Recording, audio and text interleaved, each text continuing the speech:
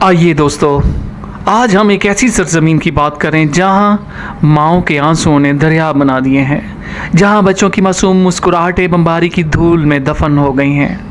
فلسطین، فلسطین وہ نام جو درد کی ایک داستان بن گیا ہے۔ وہ بچہ جو اپنی ماں کی لاش سے چمٹا ہوا ہے، کیا اس نے بھی آزادی کا خواب دیکھا تھا؟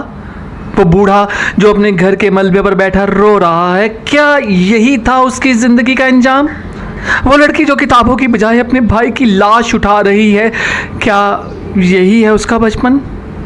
فلسطین کی زمین آج خون سے سرخ ہے۔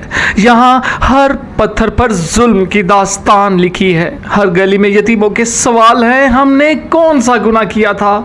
ہماری آنکھوں نے تو صرف آسمان کو دیکھا تھا اور ہتھیلیوں میں دعائیں تھی۔ ہم کہاں ہیں دوستو؟ ہم کیوں خاموش ہیں؟ قرآن کہتا ہے اگر تم نہیں اٹھو گے تو اللہ تمہیں بدل دے گا اور پھر وہ تم جیسے نہیں لائے گا۔ کیا ہم نے یہ آیت بھلا دی ہے؟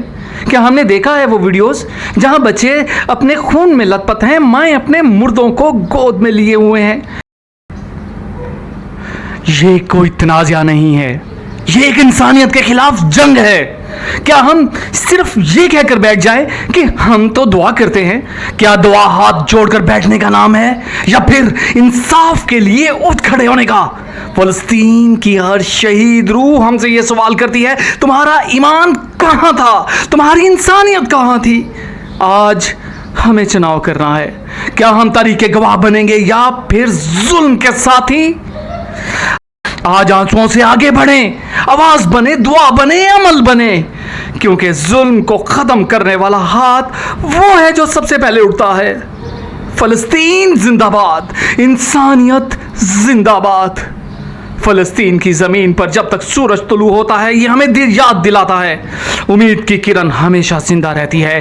ہر شہید کی روح، ہر یتیم کی دعا اور ہر ماں کے آنسوؤں کی قوت سے ظلم کا یہ پہاڑ ضرور گرے گا۔ ہم صرف ایک آواز نہیں، ہمیں تحریک ہیں۔